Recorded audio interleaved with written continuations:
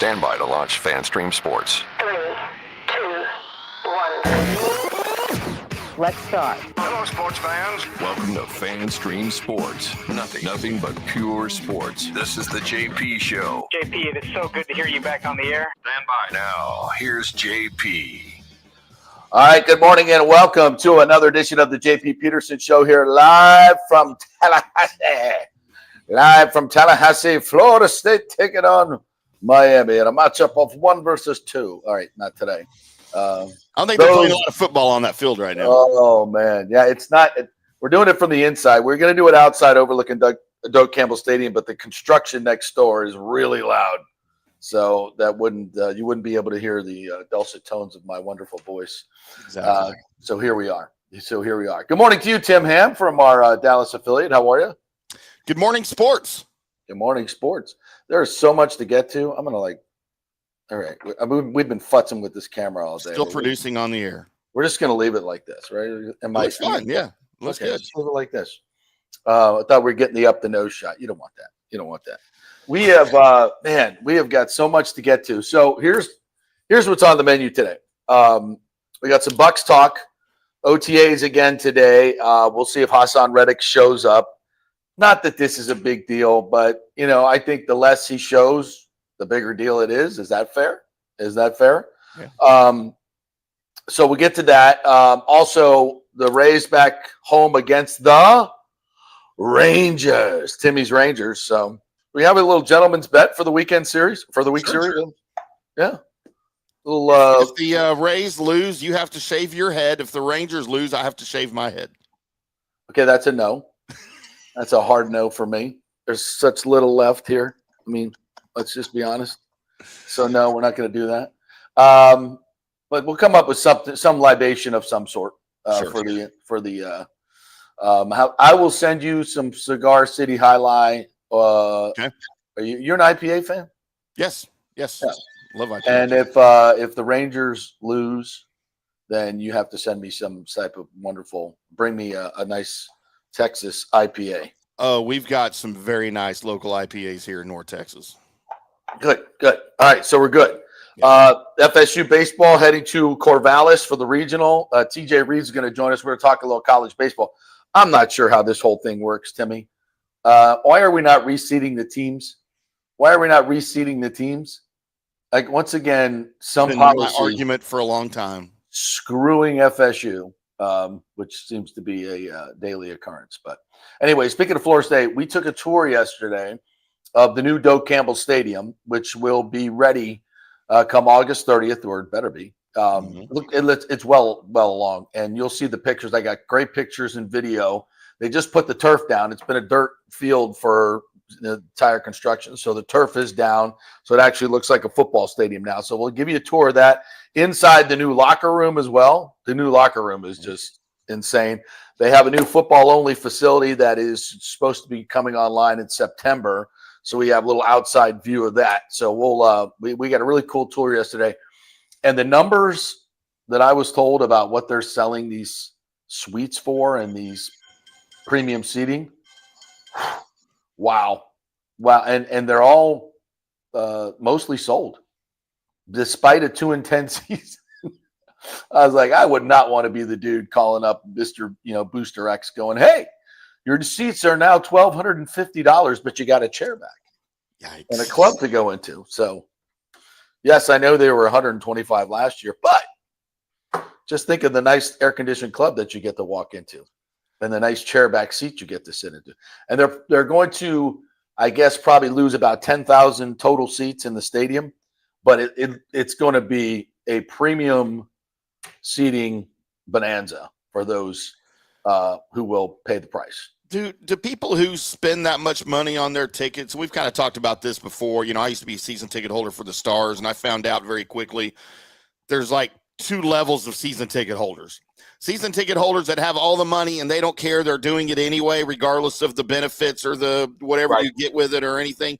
And then those of like I was who can buy the season tickets, but then you got to sell some off in order to pay for it every year, and then at one point it's going to get priced out of your ability to do that, But the guys like that are buying college football season tickets, those guys just don't care, right? Like they're They're going to buy him anyway. And most of them probably won't even go to 3 or 4 games. They'll probably go to four games of their choosing, and maybe just give the other tickets away because it doesn't really matter. But they got to be in. They got to be in. They have to have access because when Alabama and Florida State play, they got to have access. And for at least 12 people who bought the $8 million boxes, which I will show you. Why do we not have one of those suites at FanStream Sports over there? I think we know the answer to that question.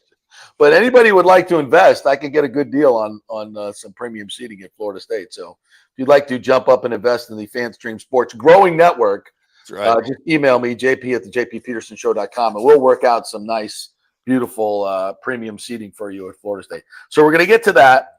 Wander Franco's trial started yesterday, and there is a shocking development that I just learned about that was not in the Times story that I read earlier, but there's a shocking development we'll get to. Yanni Gourde signs with the Lightning for 6 years. So a lifetime extension for Yanni Gourde. At 33 years old, he signs a 6-year deal, which obviously they plan on, as the cap goes up, voiding years at the end, that he will be infirmed in a home. 6 years. We got some thoughts on that, so we'll get into it. So lots to get 33, to. He could play till he's 40. Can he? Probably not. Can he? Probably not. With that small frame of his, coming off another injured season. He had 13 assists and 1 goal in the final 21 games. Said he took about 3 weeks to get his legs under him after he came right back from the hernia surgery. Mm-hmm. So I don't think last year was a very good representation of what he can give the Lightning. At least I hope not. Because I'll be honest, I was not for re-signing Yanni Gourde. I didn't think we saw enough, and I don't think he's. I'm looking for power forwards. I'm not looking for smallish effort type guys. We got a lot of those. You need to be able to play against the Panthers. Can Yanni Gourde be effective against the Panthers? I didn't see it. He had 1 assist in 5 games. Said he hurt his ring finger, and that really affected his play. So we have to take him at his word. I got to kind of take off my Lightning hat and listen. Julien Brisebois knows what the hell he's doing. Let's just be honest. He knows a hell of a lot more about the situation than I do, and he knows what he's doing, and I trust him implicitly. But just from my very untrained eye, I think what we saw was not enough to warrant an extension, and not necessarily what this team, I think, is looking for. But again, he knows a hell of a lot more than I do. Gourde's a very versatile player. He brings value. There's no question about that. He brings effort. He brings that type of tenacity that you need. And I think Julien Brisebois would probably be the first one to tell you what we saw last year is not representative of what he expects the rest of the way. So I'm going to, take him at his word that he knows exactly what's going on with Yanni, feels like he's going to be better and more prepared for the next season. And, and we'll ride with it. The 6 years, obviously, I'm joking about that. They don't, obviously plan on, he's not going to play for this team till 39 years old. I would expect maybe 4 years tops. 4 years tops. Man, maybe. Yeah. So again, there's a lot that goes into these contracts that I frankly just don't understand. These are the long ones that they offered Stamkos and Killorn that they clearly were not going to play till the end of, but it's a way to give them more total money in a package and keep them for the next few years. And, you're kind of buying out years now for future, which is what they should be doing. You have the core right now. You should be delaying everything as long as you can, as long as you possibly can. This is like a Tom Brady situation. Yeah. You have a Stanley Cup core winning team right now. You have that. You have the ability to do that. And people can argue with me because of the first round exits, but we've talked about the context of that. You lost to the Panthers, who are a freaking wagon. And look what they've done through the rest of the playoffs. Just obliterated everyone. The Lightning very well may be the second best team in the Eastern Conference. So, if you want to go blow that up, you're an idiot. You're become the New York Rangers. Okay? We're way smarter than that. We're way smarter than that. So yes, this organization knows exactly what they're doing. I have all the faith in the world in Julien Brisebois. If he thinks Yanni Gourde is an important piece to the puzzle, then I'm going to say, yep, you know what you're doing. Now, there's other places I might not do that. You know, I think at this point, as much as we believe in Eric Neander, there's been some decisions over the last few years where you got to raise an eyebrow and say, hey, I'm not on board with this. I'm not on board with this. Of course, and with the caveat, as we always do with Neander, okay, he's working with two hands tied behind his back. Can't add any significant salary. So when he goes out and makes trades and makes moves, 80% of the really good players in the league are off the board. You tried getting a return on investment without 80% of the league on the board, right? So, but that being said, I it is what it is. I think we should be using that money to add power forwards, but again, he knows a hell of a lot more about it than I do. And Yanni, we've seen him be extremely effective. Coach Cooper loves him. JBB loves him. So what the hell do I know? It's like, I'm going to go with them before I go with my thoughts, just to be quite totally transparent and candid. They know what they're doing. We'll be fine. Yeah, and as James says, Yanni's coming off an injury. Okay, I can pop this up. Yeah. Yanni's coming off an injury. I think next season will be night and day better than Yanni. I think you're right. And I think more than that, I think that's what JBB and John Cooper think. And again, they're the ones that count. Know a hell of a lot better than me. All right, so this Wander Franco story that just popped up. Actually, it's from yesterday. Somebody just sent it to me. Hector Gomez is the man following the trial, and so he tweeted out yesterday. I'm going to see if I can find this. That basically Wander's, or I'm sorry, the father of the victim has yesterday in the pretrial motion or preliminary hearing basically recanted or removed his complaint, that he's withdrawing his complaint. Now, I don't pretend to know what the hell's going on in this judicial system. I just don't know. If something like that happened in the United States and the state was not willing to continue the charges, well, then the case would be dropped. Mm-hmm. The case would be dead. So, or the state would pick it up. So I think there's two ways that could go. So yeah, so Hector Gomez says, Wander Franco's update: the father of the minor who was allegedly sexually exploited by Wander Franco formally withdrew the complaint against him, claiming it was all a matter of, quote, misunderstandings and manipulation. The surprising decision was announced during the preliminary hearing in the Puerto Plata Judicial District Court. And this is Hector Gomez, who is a baseball insider, director of communications down in the Dominican Republic. So this guy is on site. He has 108,000 followers. So he's clearly a very credible reporter here. So this seems to be a major development in the case.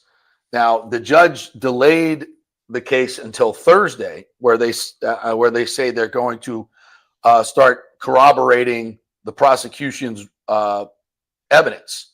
So I think it's weird. I would guess that a 2 or 3 month trial is delayed until Thursday when it just started on Monday, and maybe it's because of this development and they have to decide whether they're going forward with the case. I don't know.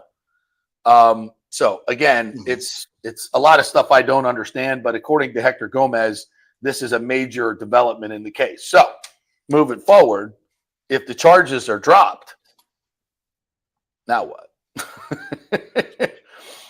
Because this thing doesn't just go away. No, the $160 million contract doesn't just go away. Yeah. And then the Rays. So then the Rays have to decide: are we bringing Wander Franco back? And here, becomes a moral and ethical question for the team. Yes, evidently on a technicality, he's going to get off. And listen, again, this is a culture that, how should we say, turns a blind eye to sex tourism. I think we can, we can say that. Sure. It's not like this is not a prevalent thing in the Dominican Republic. Hey, it's a prevalent thing in America. I hate to say it, but child trafficking and human trafficking is prevalent in this country as well. So I'm not. Listen, if you're having relationships with a 14-year-old and you're knowingly doing it, that's gross. That's disgusting. Child. That's awful. That is not something that I think an organization like the Rays wants to bring back, right? That's not something that's okay. But a man also has his day in court. He claims that he never had Wander, and the young girl, according to the testimony, claimed that they never had sexual relations. I mean, this is not something I really want to talk about on the show, but it means a lot to what's going on with the Rays. And the fact of the matter is we don't know all the details. We don't know all the facts of the case. We know that there have been financial transactions from Wander Franco to the mother. The mother clearly was selling her daughter, which is another common practice in the Dominican Republic. So, I mean, what are we to make of this whole case? And again, at first blush, we're all just like, dude, you're with a 14-year-old for 8 months, according to some of the. But again, we don't know what's true and what's not true. We don't know that. We don't know. We think we know, but we don't know. So it's and as far as the Major League Baseball Players Association and baseball goes, now they will lay down penalties when there is no penalties given by the courts system. Right. They have suspended players. Obviously, Trevor Bauer's situation, other players. So what does baseball do? They evidently have done their own investigation. So what are they going to suspend him? And what happens to the contract? Does the Major League Baseball Players Association go to bat, pardon the pun, for Wander Franco and his $160 million contract? And if the Rays have to pay that contract and don't have the services of one Wander Franco, that's going to hurt them dramatically in terms of being able to compete. So there's a lot at stake here in this trial and its outcome and how it's handled by Major League Baseball and how it's handled by the Rays. And to an extension, whatever, if there are new owners, and I believe there will be, are they going to be on the hook for $160 million and for a player that they are not going to be able to have on their team and can't trade? Or maybe somebody will trade for him. Will somebody trade for him? Will somebody else decide to look the other way? These are all questions I don't know the answer to. I don't know, but they're legitimate questions when it comes to the future of this franchise, and very important questions when it comes to the future of this franchise. What really, really sucks is the fact that dude could be playing shortstop for the Rays, and he's a phenom. He's a phenom. That was the plan. And when you find somebody like that, especially when you're in the Rays situation, and that contract, as big as it is for the Rays, is nothing. It's minuscule for a star player in baseball. This could have been such a huge, but can you imagine Wander Franco in the middle of this lineup that's starting to get hot? I mean, my Lord. I mean, take Taylor Wall's 130 average or whatever he's hitting and move that up to, 315 with power and Gold Glove defensive ability as well. Holy shizbang. I mean, that totally changes the look of this team. I mean, it's a big deal. It's a really big deal. And I don't know where it's going, and I don't know how it's going to turn out. And I'll be interested in what you guys think from a fan standpoint. Could you stomach having Wander Franco back on this team? If he's not been charged with anything, convicted of anything, again, if he's in jail and this thing comes out and it's actually happened, that's a whole different story. But well, yeah, of course. Here's the problem. Is that we may never know. I'll tell you right now, he's not getting convicted of anything. It's not going to happen. I've never thought that. Given what I know about and it's limited, but from what I've heard from the people, we did this research, a year and a half ago, and I talked to a lot of people, 5 or 6 different people who are more familiar with baseball and the Dominican court system, and they were like laughing about it. They're like, I don't even know why he's getting charged. This goes on all the time. The people are paid off, and everybody just moves on. Which, by the way, no aspersions against the DR. Same thing happens in America. Yeah. Got news for you. So, but this is, or they don't even get prosecuted in America, as we've seen. Yeah. Evidently, human trafficking is okay depending on who you are. So anyway, it's a disgusting story, but it's also a story that is going to play out and have a huge dramatic impact on this Rays organization, whichever way it goes. But I think what is very germane is what the fans think. Are the fans going to stomach having this guy come back and play? And is that fair to him if he's not convicted or if charges are dropped? Because, again, we think we know, but we don't know. But keep in mind, too, baseball's going to do their own investigation, right, aside from the legal investigation. And if baseball says, look, we found some stuff that was sketchy as F, and we're going to suspend him, ban him, whatever, based on his contract and the personal conduct policy, which happens all the time, by the way. Not all the time, but it happens frequently when you're not convicted of something legally, but baseball sees, you know what, we still don't like what you did, so whatever, you're suspended, right? It happens all the time. So that could very well happen. And once that suspension is over and he's a free agent, or he can come back and the Rays still own his rights and they decide no, but then they're still going to have to pay his contract. So at that point, do you just go ahead and play him because you're paying him anyway? Or you make a point, you make a stand, and I'm not saying one or the other is right. I really have no idea. I don't know how I'd feel if it was, my team. But at some point, if it comes out that we don't know what he did, and by popular opinion, he didn't do anything wrong, then where do you go from there? You still want him on your team? I want the baseball player. I want the baseball player. I guess we all need more facts. We need more facts. And we probably won't get any more facts. No. And then again, what's going on in the world today? There's people in very powerful positions that have been accused of the same damn thing, and they're still there. Yeah. So take that for what it's worth. And I hate you, John Hill, for asking this question with all my being. Would you rather have Stu as an owner or an innocent Wander playing? Wow. Well, define innocent Wander. I could sit here and say, yeah, if he's not charged, I want him to play. And then, 1,000 people come at me, you want a pedophile playing on his team? I'm like, no, I don't want a pedophile. But is he a pedophile? I don't know. Or is he innocent? Or is he innocent? Pedophile if you're innocent. I mean, and let's not forget that Wander Franco was, and again, I don't want to sound like I'm saying this is okay, but he was 21 years old or 20 years old when he started this relationship. Yeah. And the girl was 14. Okay, well, she's, and I'm sure she was purported to be older than that and probably looked older than that, or whatever. I don't know. We don't know. We just don't know. So it's not like, anything I say here is going to sound weird. So the bottom line is you gotta just let the judicial system, however it is, however flawed it is, play out. And then, baseball can do its investigations and we go from there, So it's a really ugly, unseemly situation.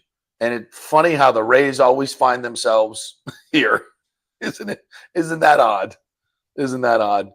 So anyway, we'll see how that kind of gone away nationally, right? Like I don't see anybody, I don't ever hear about it here in Texas. No, nobody cares. Nobody cares. Nobody's covering it nationally, which is and I think also because it's been so long. It's been a long process. This hasn't happened. It happened 2 years and a half ago, and the trial's finally coming to a head. Wander hasn't played in 2 years, 2 seasons.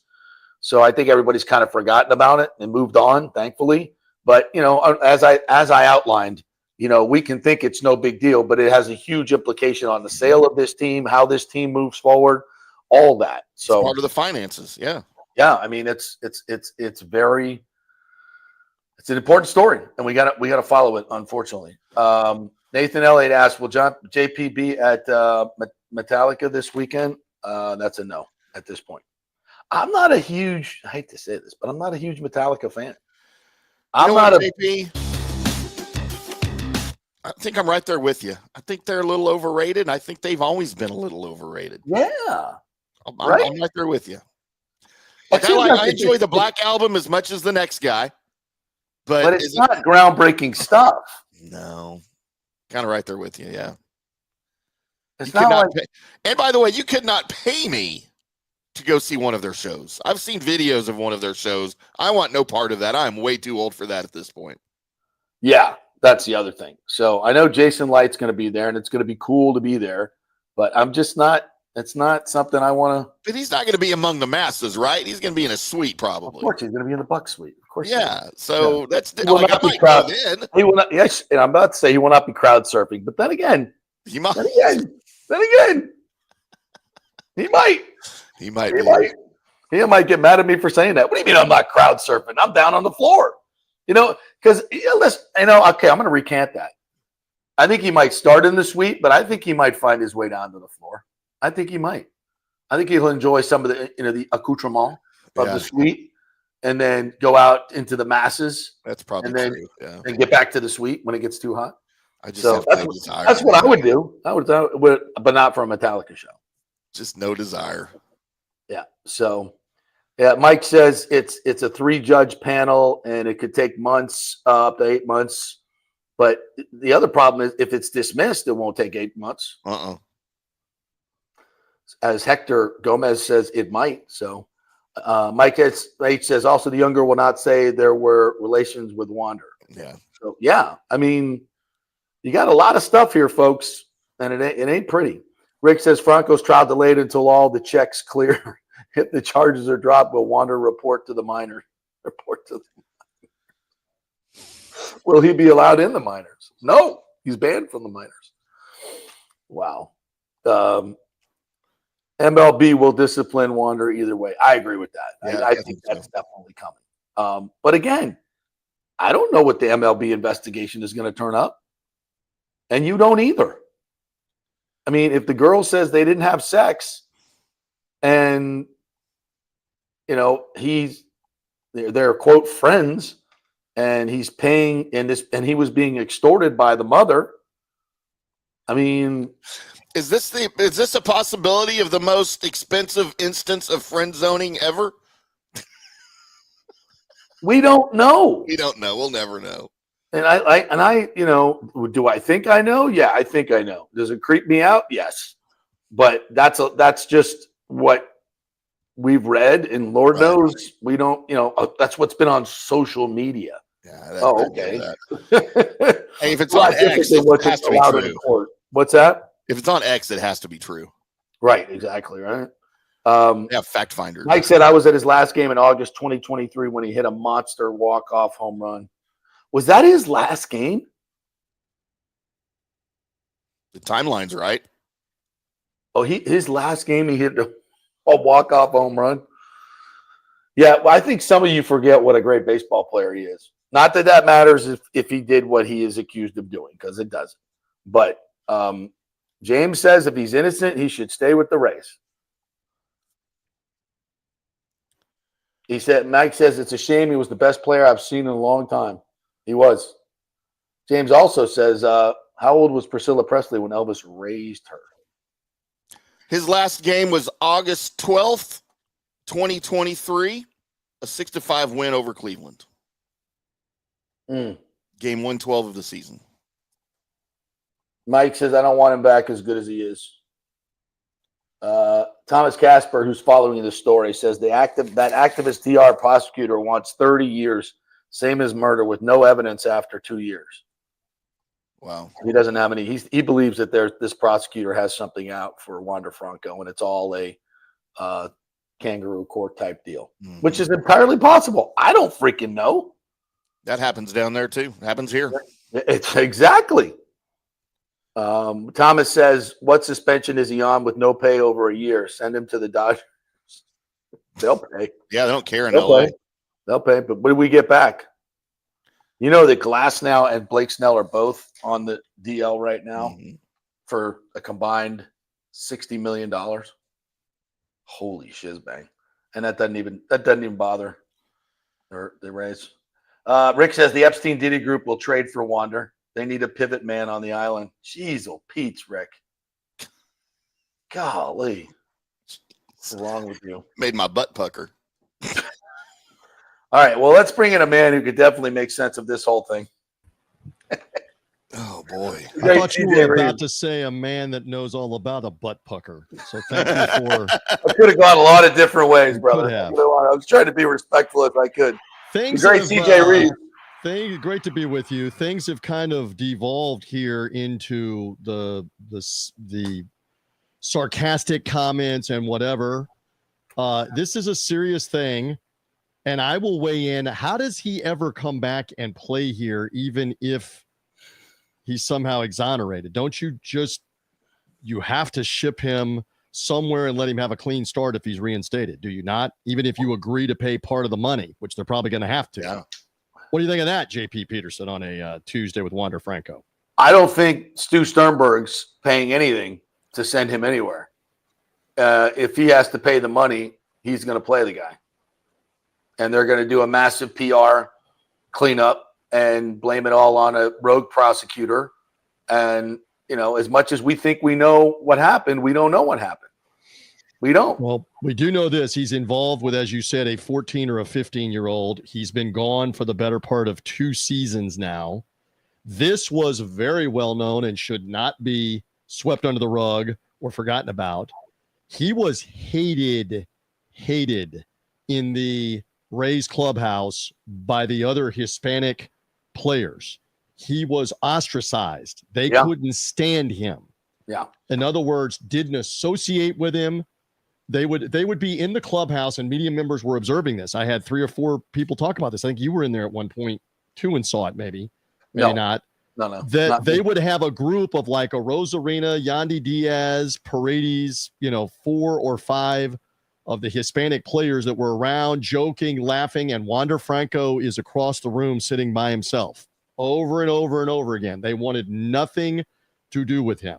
Wow. Because and the reason for that, as I was told by a couple of different people, is he had just completely gone into the stratosphere of, I'm bigger than this. I'm bigger than all of you. I'm making all of my money. My stuff doesn't stink. And he was hated and resented for that, because for several of those guys, they were on like year-to-year contracts. Yeah. And we got to win now and try to make our money now.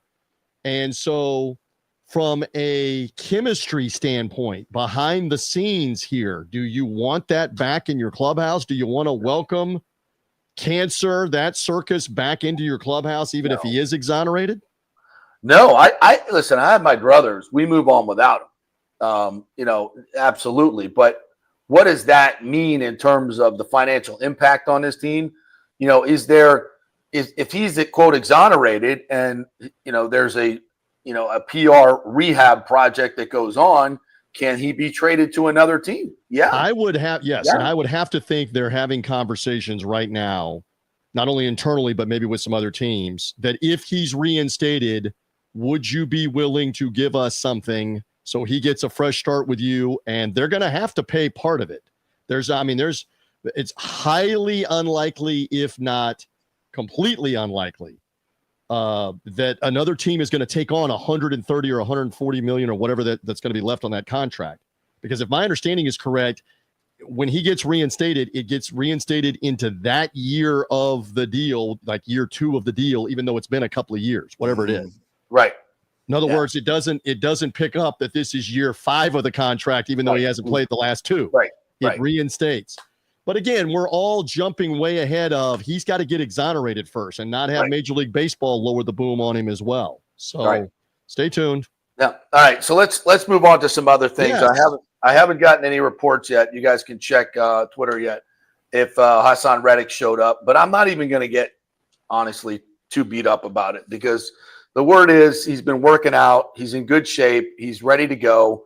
He'll be here for mandatory minicamp, and until he doesn't show up for something mandatory, I ain't going to worry about it. I mean, would I rather have him here? Yes. But I don't think it's we don't know what the situation is. We haven't been told why he missed last week, but evidently voluntary would be probably one of the words. And Mike Evans wasn't there. Now, again, in Reddick's case, you're trying to make an impression. You're on a 1-year deal. You got to learn a new system. But when you're in the voluntary part of this, I know there are a lot of veterans that emphasize this is voluntary and I'll go work out on my own and do my own thing. So I'm with you. Let's wait for the mandatory mini camp. And if he's not there, then why would he not be there then? He understands he's gotten some. That'll be a problem. But he's gotten some signing bonus and he understands we talked about this before. He's got a chance to do very well on a renewed deal after this season that they will be negotiating during the season if he's doing well. Yeah. To reward him. So, and he's a difference maker and he knows that. And he already played this game and it didn't work with the New York Jets on the I'm going to hold out, I'm not going to show up. And you basically wasted a year chronologically and wasted a year of money doing that. So stay tuned. I think we got to have something to talk about. Go ahead. I put my thoughts out there on paper, or actually on digital video screen, when I wrote about this a couple of days ago. This was my headline.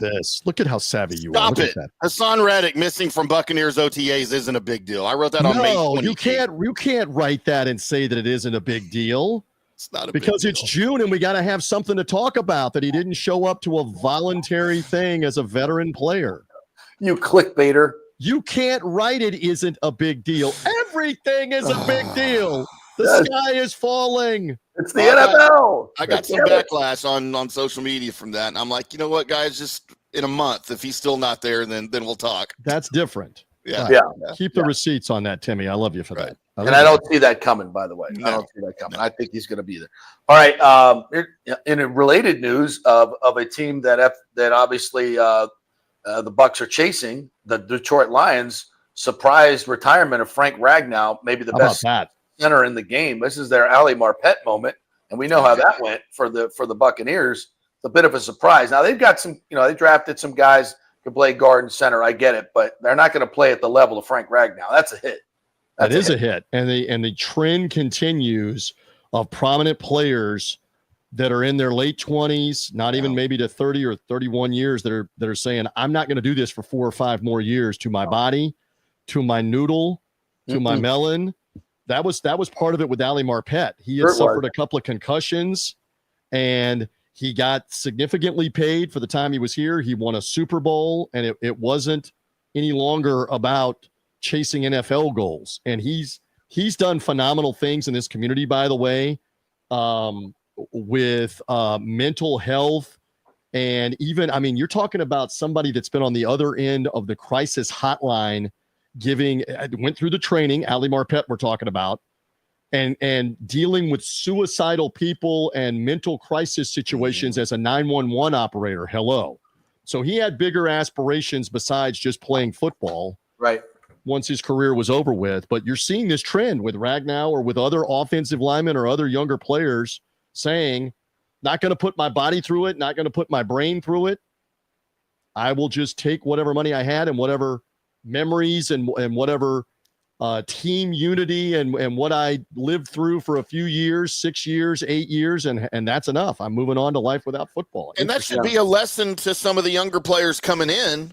Look, if you don't squander all of your money early with your crew, whatever, your posse, I don't know what they call it these days. I'm not hip like the guys, your boys. And you can do this. You can retire in your late 20s and be done with the game from a physical standpoint and be set for life with your family. If you're smart. And then you get into broadcasting, you get into coaching, whatever else you want to do after that, but you save your body and save your money. You've paid your penance. And another part is, you could do work with a foundation in a community, et cetera. You can also start down the road if you want into coaching or working in an organization, which a lot of former players have begun to do. Yeah. So all of those things are still possible where you're not getting hit in the head. So that's a big part of it. So that is a bit surprising though for the Lions, which they come off of a 14-win regular season, and yet you get the feeling that they may have the window closing on them. Both coordinators gone. Coordinators are gone to be head coaches elsewhere. Can they Can they take the next step, make it to a Super Bowl or win a Super Bowl before the window completely closes on the Lions? Lions fans aren't going to cop to that. Yeah, they're not going to cop to that. Listen, they still have, we went over the rosters. On Pewter Report, we did the 5 biggest threats to the Bucs in the NFC. Scott Reynolds and I, and we talked about this roster that remains for the Lions. It's a wagon. They have even without Ragnow, and it's a hit. Every part of it's a hit, but that freaking roster is still really, really good. But don't you agree with me? They were injured at the end of last year, and it was almost like everybody was ready and expecting for them to be beaten in the first playoff game by whoever played them, and it turned out to be the Commanders. They beat the Bucs, and then they beat them. So it's an odd thing, and now there is an expectation. There's also an argument to be made, and the Buccaneers have to deal with this right now. You are the hunted now. The Lions are the hunted in the NFC North, as comical as that is to maybe utter. A different deal. That the Packers, the Bears, the Vikings, they are all chasing after the Lions. The rest of the NFC chasing after the Lions. You're the hunted, and we'll see how it goes for them. So, yes, the NFL never has an offseason. I know you and I have been paying attention, and Timmy, I don't know how much you're paying attention to all of this with the college baseball NCAA tournament and the opening weekend is concluded. We're now, JP, to the super regionals. Super regionals. Does that lead to the super duper regionals, or what does that lead to before we get to the college? We only have one more round before we get to the College World Series, right? Right. Super regionals, and then the 8 super regionals, the winners go to the College World Series. 5 ACC teams remain alive. Florida State will have to go out to Oregon because they seed these teams, I guess, 1 through 16 in the regionals, and then they bracket them up. So, despite the fact that a lot of the favorites have been knocked out in the regional phase, in the not super regional phase, so now FSU has to go all the way out to Corvallis and play Oregon State. FSU is a number 9 seed, Oregon State as an 8 seed. A lot of the unseeded teams are still left. UTSA, how about that?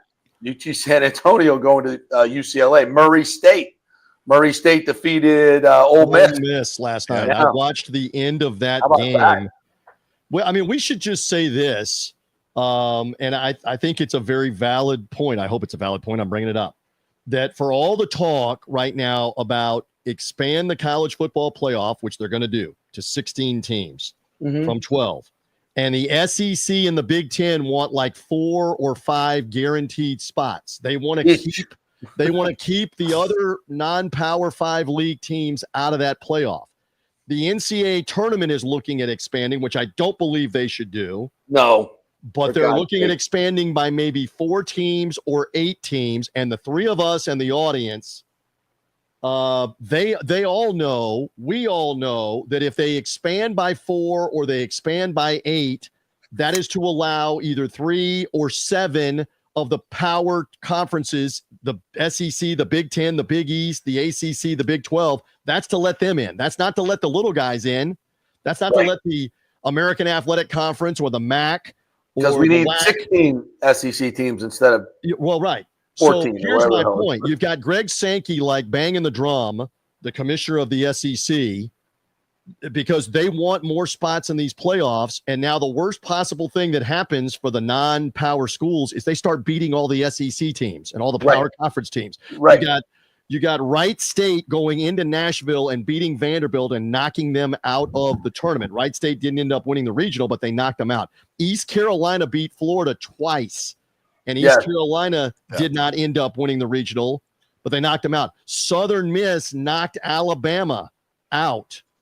Southern Miss did not win the regional. Miami did last night. Southern Miss knocked Alabama out. UTSA, in your part of the world, Timmy, knocks mighty Texas out of the tournament. Okay, I just gave you like 4, or there you go, horns down. I gave you like 5 examples where programs that are, Wright State's in the Horizon League. Murray State is in the Ohio Valley Cup. But it's not football. I'm just saying this doesn't help on the argument of don't let the non-power 5s get in a tournament with us or get in a playoff with us because you're going to take our spots and or beat us. Well, and that's why I've been talking about this for a couple of days. what came out of the SEC meetings was basically, listen, we're running this show. We now have the power to control the playoff and do whatever the F we want. The other conferences had to vote. Now that's gone. So now it's the SEC and Big Ten can basically decide whether it's going to be a 16-team playoff, it's going to be the 5+11, that's going to be the all at-large bids type. The SEC is going to decide this, and is not good for football. And eventually people are saying the SEC and Big Ten are going to break away, and they're going to add teams to make a super conference. And if you're not in USF or UCF, you're out. Whomever, right? And you become second tier, and you become completely irrelevant in the college football and college basketball world. And that, to me, is not good for college athletics as a whole. Because we're on the road to that, what you just explained. We're apparently on the road to that. And all I'm pointing out here is you gave these smaller conference schools a chance that don't have near the funding, and look at the success they were having this weekend in the baseball tournament. I don't know how many of them, make the College World Series. Several of them, again, didn't even get out of this weekend, but they took down SEC teams in the process, is the point. And now it will narrow down from the super regionals to the College World Series. Did you guys hear the slip of the tongue? This was a bigger deal in my neck of the woods than it would be for you guys. But Jim Schlossnagle, the Texas head coach who coached A&M the last couple of years, he was signing off from an interview on one of the games, the regional games they had won, and he was like, "Yeah, thanks for having me, guys. Hook 'em." He had a little flub. He dropped the gig 'em, and then he was like, "Hook 'em." Yeah, he's been so used to gig 'em. He's got to put that paycheck like right across his glasses translucently, so he reminds himself like, "Oh, I'm getting paid by Texas now. Hook 'em." Well, the mere fact that the Texas Longhorns would hire an Aggie at a prominent position tells you the state of affairs right now in the present day of college athletics, because that used to be the biggest. Oh my God, loyalty, a big no-no. Is there loyalty? Is there loyalty? Now there's not any. They'll do whatever, wherever. So, yes, with college sports. What else, my friend? Anything else going on, including? How do you feel about Yanni Gourde getting a 6-year lifetime contract? I agree. I heard what you were saying a little while ago. They obviously know more about that situation than we do. Is he going to play 6 more years? He's a great locker room, or they call it the dressing room, right? In hockey, the dressing room. He's a great dressing room guy. They were energized and enthused to have him back. But Timmy, to your point, if you are preparing yourself for how do we beat the juggernaut right now that is the Florida Panthers, part of that equation is it not that you got to get bigger and more physical if you can. And so, again, with the qualifier, Julian Brisebois and the Lightning Brass know a lot more about what they're doing than what we do. But this is what you do every day, and I participate with you on occasion and in other places. We all have opinions and takes. Clearly, they've got to do something different to be able to beat Florida. We've now seen that. And we said this like 3 weeks ago. We may be looking at them repeating where nobody beat them the last 2 years. So – And they've run through the playoffs pretty dominantly, as we thought they would. But they're built big, physical, fast, and that didn't happen overnight. It happened over the course of a couple of years. And look at the benefit that it's paid. So stay tuned. But yes, just overall, it's a little surprising that they would give him a 6-year deal. But again, I don't understand all the nuances. The one thing I do understand is, you have to be under the NHL salary cap 365 days a year, and it's a hard cap with all the moves you're making with the system they have currently. And so this must be a cap-friendly thing for them, that they're projecting 2026. Listen to me making salary cap sense on a Tuesday morning in June. This has to make sense for 2027 for how they've shoehorned that money in for that player to allow them to maneuver everywhere else, because it's different in the NHL. It's not like a post June 1st salary cap cut in the NFL that saves you money. You don't do that in the National Hockey League.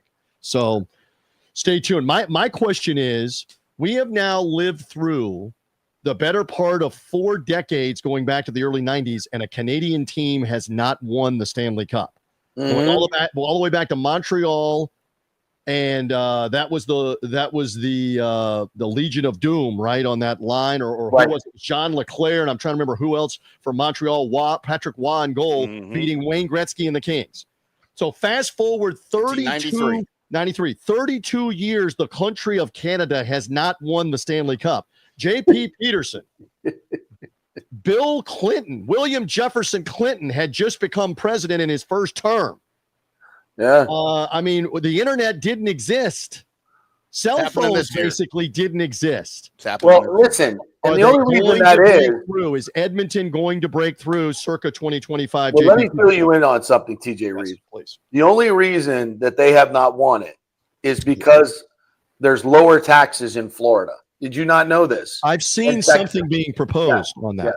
Yes, this is the big reason that nobody's ever wanted Canada, is because their taxes are too high. Right. Yeah, that's why. And the players, they can't get players to come there.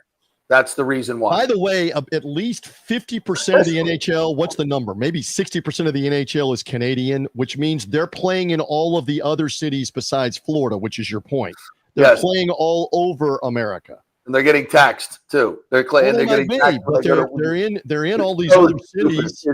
By the way, as I told all my Canadian friends, vote for lower taxes. Well, you're allowed to do that. You don't have to keep voting. And am I not correct? We don't have to go down the rabbit hole, but in Alberta in particular, they're extremely popular where Edmonton and Calgary are. Yes. They are extremely profitable economically, and it may be a different economic situation. They're much more conservative. Yes. Yeah, but I don't know how the overall Canadian tax structure works, but I know Alberta is like pissed as a province. They want to secede from the union and become. They're paying the freight for so much of the Looney Tune stuff that's going on in the country, and I just wonder: do the Edmonton and Calgary players benefit a little bit, at least, from being in that province? Probably. Yeah. Timmy, I heard you say, is this the year? Is this the decade where Canada's going to finally break through with Edmonton beating the Panthers? I didn't want it to be a Western Canada team, but, Edmonton, that's fine. They're better than Calgary. They're way better than Toronto winning one. We don't ever need Toronto to win another one. Toronto has to actually get to the Stanley Cup It should have been my Habs, though. It should have been my Canadiens, les Habitants. Listen to that. Well, I can say this, that maybe the NHL will actually finally start calling some of these things on the Panthers in this series. And maybe the NHL says, maybe it's time a Canadian team won, and we're going to be a little bit more, let's say, not as liberal with our swallowing of the whistle. Right. With the Panthers. We're going to penalize the hell out of them. Maybe Edmonton. I haven't seen any indication that they were doing it. I get your point that it's against a Canadian team, that they might do it on the grandest stage, but that series with the Hurricanes, they were doing the same stuff with cheap shots. I know. But maybe we didn't talk about this off the air or otherwise, and I haven't talked really about it. Did you see the post handshake with Paul Maurice and Rod Brindamore? That was like icier right now than Putin and Zelensky with the handshake. They were not. I mean, Rod Brindamore was not pleased and was not saying, "We wish you well, my friend." In the Stanley Cup Finals. And that's why Paul Maurice didn't want to go out there and shake hands, have the coaches go. He doesn't feel like the coaches should be in the line. Yeah, because the players are going to call you out for ordering Code Reds, Paul Maurice. Yeah. You're damn right I did.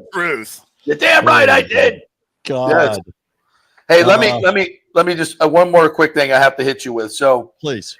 The Rays, obviously, on the field have turned Steinbrenner Field into they've won their last 3 series there. So suddenly they figured out, and suddenly the other team is bitching and moaning about playing in Steinbrenner Field as the Toronto manager Schneider said, it's too hot.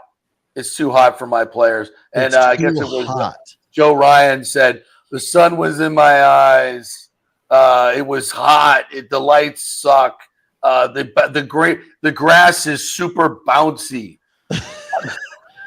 Excuses. Am I not correct that the Rays played in Toronto and won either 2 of 3 or 3 of 4 in Toronto? Yeah. Just before that series. Yeah. And by the way, I was in attendance for the Saturday night win over the Blue Jays, where Junior Caminero hit a ball that almost landed in Carrollwood had it not hit the scoreboard that night.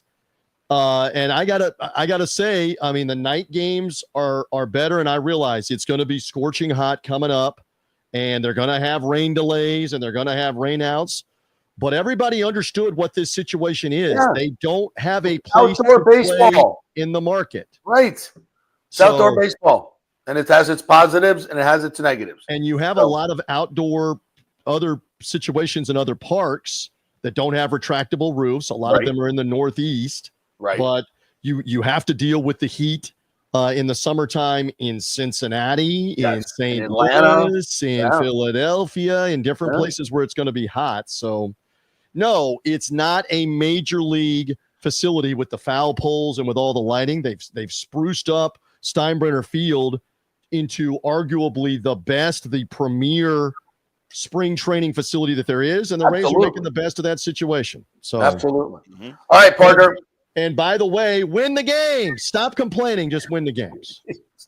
I can't believe these guys are getting paid millions of dollars. It's too hot. I can't play. Yeah. It's too hot. I can't play baseball. It's too hot. You play in the summertime between May and October. Football outside, for God's sakes, right next door. Correct. But I can't play baseball. My friend, we did not even cover. We got to go. You got to go. I got to go. We did not cover Mission Impossible: Final Reckoning. Did you see it? Oh, I did. Let's take a minute. Timmy, have you seen it?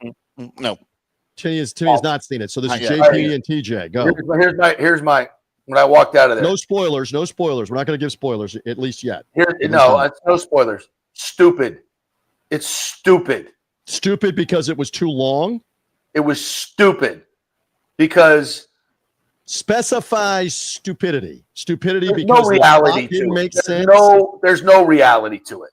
Like everything that he's doing, saved the world from oblivion in 5 previous movies. Where was the reality? Where was the reality? And make it a superhero movie. Make it a Marvel, DC, where the guy gets blown up by 6 megaton bombs and comes out fresh as a daisy. So none of it made any sense. The beauty and the greatness of the Mission Impossible plots was he would get out of sticky situations by tricking people, doing things based in reality. These stunts that he's doing, the masks were great. That's what I'm talking about. He would get out of sticky situations by being brilliant or tricking people. These are all stupid superhero, dumbass fighting and stunts. Are you saying that make absolutely no sense in reality whatsoever? You can't go down, and you all know that he gets out alive, right? So you can't go down 500 feet in a submarine. And all right, I'm not going to lose it. It's not based in any reality. I did not know I got nothing. I did not know what I was bargaining for when I simply asked the question about the movie. Who knew who woke up savage today about the Mission Impossible Final Reckoning? Waste the 3 hours of my life. It is too long without revealing spoilers. They could have easily had like a 2 hour and 15-minute movie. It went 30 minutes more. Yes. For God's sake, the finishing scene, the chase scene in the biplanes, we're not revealing anything you haven't seen in the trailer. They're on double wing biplanes from like World War I. It's dumb. It went longer than some Hollywood marriages, not your marriages, Timmy, but it went longer. Pretty short. It went longer than having to go over your tax return and file your taxes. That scene. Dumb. It's just dumb. That's my review. Do you wait to see it now? Do you believe that it's the end? That it's the final reckoning and it's the end? Because God, yes. Please, God, yes. They left a little door ajar without revealing it, but they left the door ajar. Well, if they make another one, You're not going. All right. I ain't biting. That was ridiculous. Because if you got to keep ramping it up with these ridiculous stunts that have no basis in reality, on Mission Impossible. I'm out. However, you're still in if they make a third Top Gun. If he makes another Top Gun, you're still in. Absolutely. Oh, that's already happening. They're based in reality. That's based in reality. So you will be in on Top Gun, but you're out on Mission Impossible. I'm done. Do y'all know what the budget for Final Reckoning was?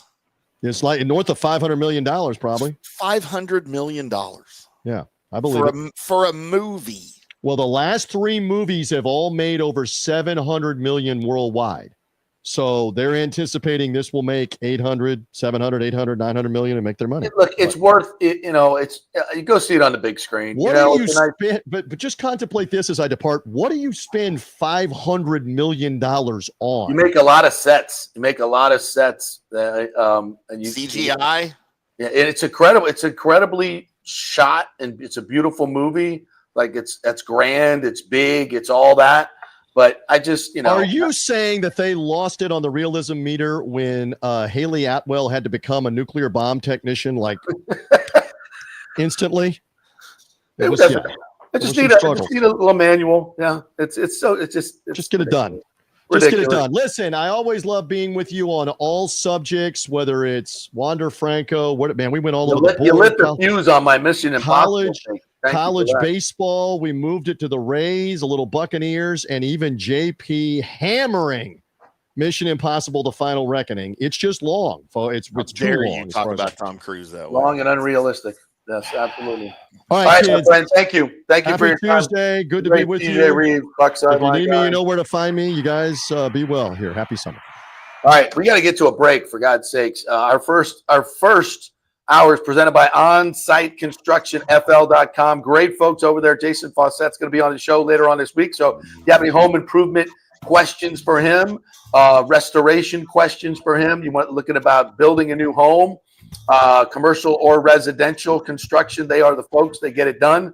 Go to their great website, OnSiteConstructionFL.com. See some of the great pictures of some of their fantastic work, and you'll see what I'm talking about. Finding an honest contractor is not easy, folks. So we've done it for you. OnSiteConstructionFL.com. Go check out all the 5-star reviews. And the Jeeves Law Group, JEEVES Lawgroup.com. They are local, they are trusted, and they get results. Important to get a local place. And they are not using Chat GPT to submit some of their arguments to the court like other big law firms in the state of Florida. You see that? Yeah, they don't do that at the Jeeves Law Group. John Morgan. JeevesLawGroup.com. Back at 3. Although it may seem tempting to go without health care insurance, the financial risk far outweighs the gain you may experience. For example, did you know if you simply broke your leg, it could cost you nearly $7,500?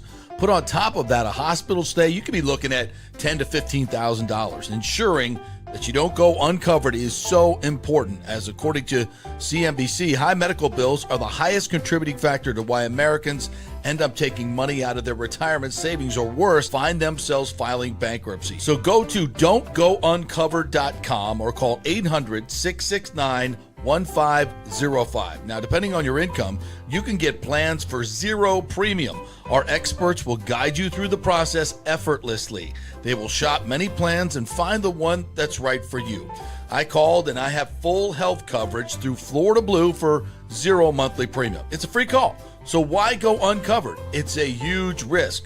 Go to don'tgouncovered.com or call 800-669-1505. That's 800-669-1505. Spring means a time of renewal and Rays baseball, and the folks at Italiano Insurance want to welcome the Rays to Tampa and remind you it's time to renew those insurance policies with the now famous Italiano Insurance Checkup. Let the experienced and friendly agents shop your policy for the best price and coverage. Famous for saving me over $1,000 on our auto insurance last year and over $500 on our homeowners. Now that's a grand slam. Might as well get a double play by adding flood insurance and business insurance to your portfolio. Costs less than you think, and trust me, you do not want to risk your home or personal wealth. That's a big whiff. So step up to the plate and call 813-877-7799 and chat with the all-star agents at Italiano Insurance. 813-877-7799 or go to ItalianoInsurance.com. Go Rays! JP here for Riveters, our new official sports bar and grill of the JP Peterson Show. And just like our show, no BS, no corporate chain feel, just amazing, authentic folks serving great comfort food in a casual atmosphere at unheard of prices. Riveters is located just south of Raymond James and Steinbrenner Field on Dale Mabry, walking distance to the park, so free parking, great place for pregame and postgame. Let's talk about fresh food. Nothing is frozen. Burgers, wings, prime rib, roasted fresh daily, never frozen. That makes a huge difference. The mahi, the salmon, also super fresh. All our sauces are original recipes made in-house. Our Warhawk chili and fully loaded potato soup is made fresh in-house. It's the best food anywhere, served by people who actually care. Riveters on Dale Mabry, just north of 275, just south of where the Bucs and Rays play. We'll see you there. Are you looking to renovate your home, rebuild after the hurricanes, or build your dream home from scratch? Well, let me tell you about my friend Jason Fawcett and On-Site Construction. They have over 1,450 satisfied clients, 25 years of experience, over 500 designs, and a talented team of over 40 construction professionals. They believe building something exceptional begins by truly focusing on all the details, even the smallest ones. We understand that construction can be a daunting process, and we're here to make it as smooth and stress-free as possible. Quality is non-negotiable at On-Site Construction. We use the finest materials, employ the most skilled tradespeople, and adhere to the highest industry standards to deliver a product we're proud of and that you're going to love. Our project management is meticulous with a focus on completing projects on time and on budget. Your happiness is our primary driver. So give us a call at 813-579-5789 or check out our incredible website at onsiteconstructionfl.com. Let's go.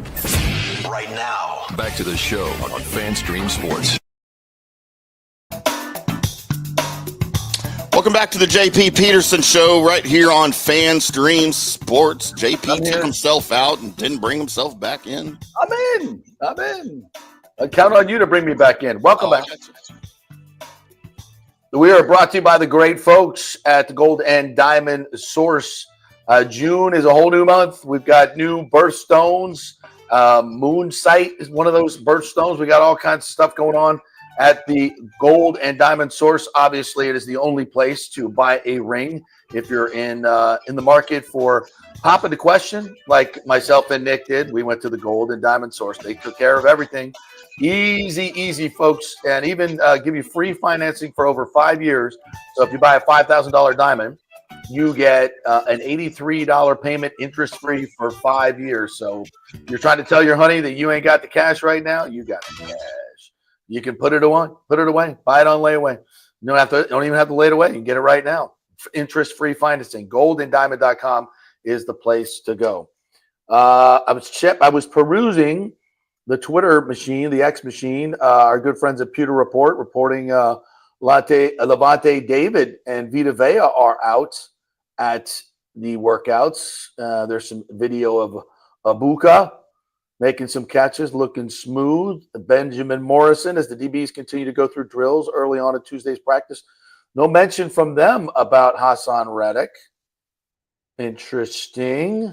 Let's see what our friend Greg Auman has to say, since we can't be out there. He's always out there. Greg says Luke Gedeke is participating in OTAs today after working on the side last week.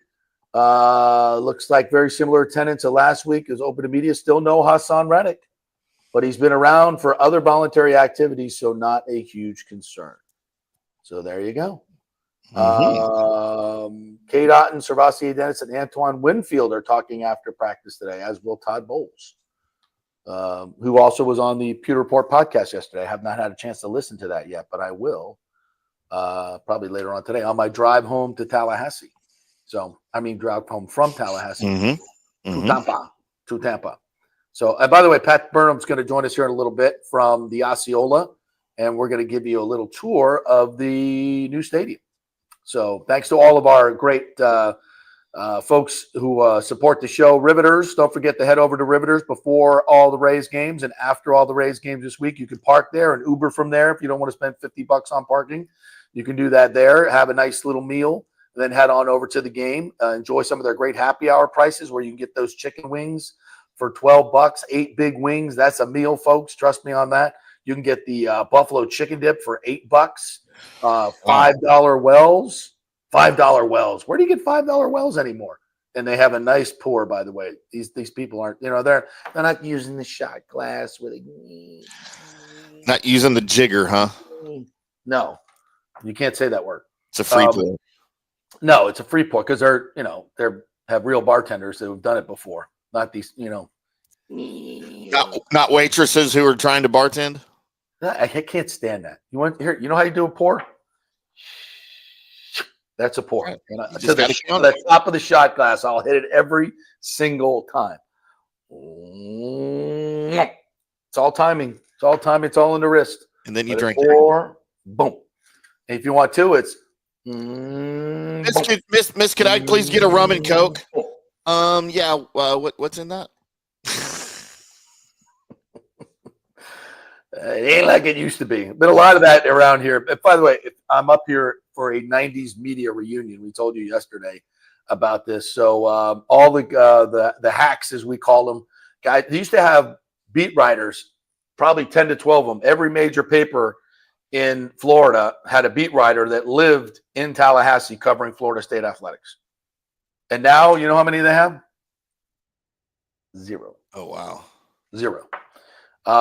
Because it's not economically feasible anymore for these newspapers to do it, because they can do it. They can cover the team remotely because all press conferences are streamed live or streamed, on their websites, and they're done. You can't get players one-on-one. We used to sit over here in the Moore Athletic Center, and I would plop down my big 3/4-inch camera and deck and on my tripod, and I have the little mic set up. And Charlie Ward would walk through for lunch. He'd come over and sit with us. No PR people around. There'd be one PR person just kind of helping out, but not like hovering over you like they all have to do these days. Yeah. And I understand it. I'm not picking on them. I'm just saying how, the old days changed. They don't want to do it. Trust me. They don't want to have to be there for every freaking interview, but it's just the policy now that has to be. And, Warwick Dunn, come on, Derek Brooks, come on over. Coach Andrews, come on over. Call Sue Hall, Bobby Bowden's personal secretary, or walk up there when I walked in. Hey, when's Coach going to be available? All right, hon, let me see. And he's like, come back in about 25 minutes. And, you go up there, sit in the waiting room, then you walk right in. Bobby's at his office. He comes out of his bathroom in his skivvies, sits down, puts the mic on. How you doing, buddy? How you doing? How's your mama? Those were the days. How's your mama? Still making that lasagna meatball, Coach. Oh, man, when you brought me that stuff, that was the best meatball I have ever had to this day. Thanks, Coach. They're pretty good. Oh, the good old days, man. Please put some pants on, Coach. Yeah, no, it's all right. It's all good. And Little Tallahassee was the epicenter of college sports. Florida State was number 1 or between number 1 and 5 for 14 straight years. Never be repeated.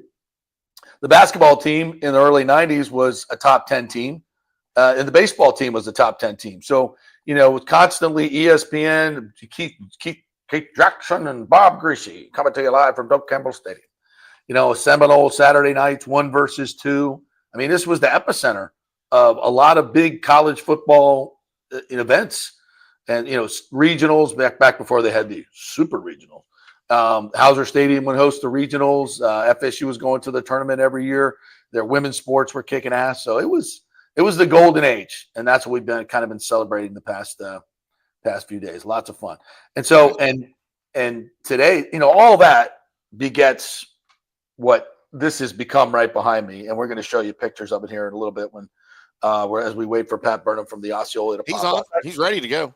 Oh, is he? Okay, pop him up. Let's go. I didn't see it because I'm watching. I got 16 different screens up here. What's up, Patrick? How are you, partner? Doing good, man. I'm always early. I don't know if he can see us. Can you hear us? See you. He's in a trance. Is he frozen? No, he's there. He's talking to you. Yeah. I can't hear him. I'm talking to you. For some reason, I cannot hear him. You need me to run the show? Can you hear him? Yeah, I can hear him. I hear both of y'all just fine. Wow. For some reason, I can't hear him. That's odd. We've never had that issue. See him? I can see him. Yeah, I could see him, and he's you know what? Because my phone, for some reason, has him frozen. Let me jump out and jump back in, and we'll see if we can fix it. And you can welcome him in and talk to Patrick. Yeah, absolutely. I can host the show solo if you need me to. Absolutely, you sure could. You sure could. How are you, Pat? Welcome into the show. Oh man, how y'all doing? Well, we're doing okay. JP's struggling up there in Tallahassee. You know, I don't know if it's Tallahassee internet or phone service or what it is up there. Well, we are, like JP just said, we are a very small town.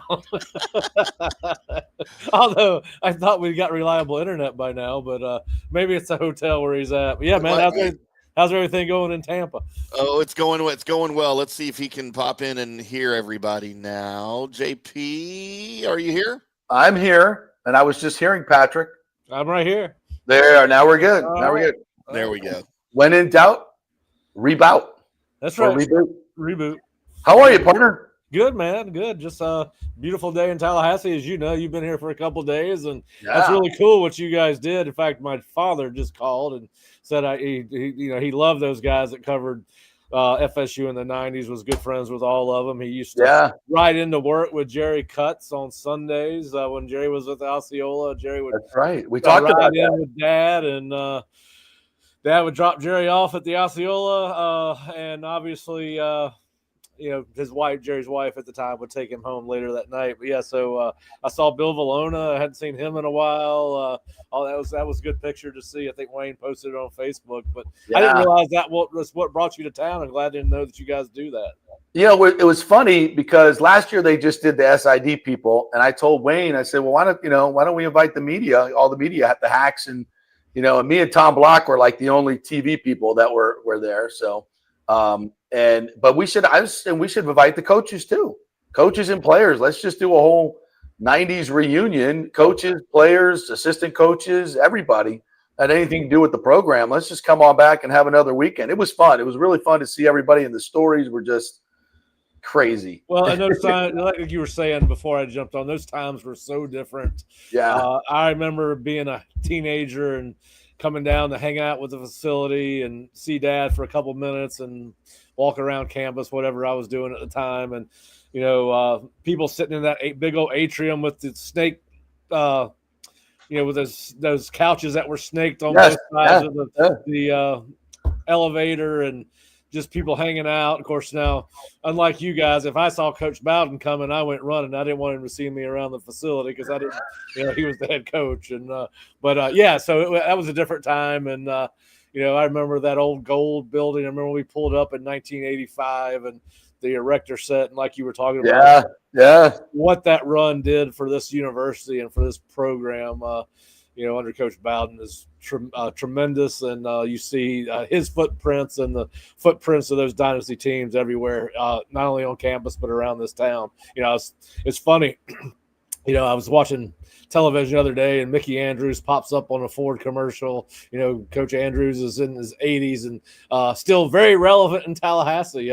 Most old coaches kind of disappear, right? But not here in Tallahassee. I pass by Coach Bowden's house every day, live a half mile from him, where he used to live, and where Miss Bowden does live. So it's crazy to think about the nostalgia of all that, and I think it's really cool that you guys did that.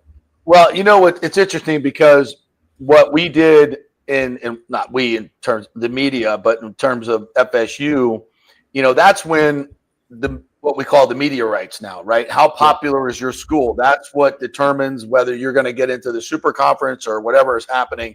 It determines the revenue that you get. It determines everything. And that was all built in the late 80s and 90s and the early aughts. And of course, it's been carried on through the 2013 national championship that allows them to do what I'm about to show you.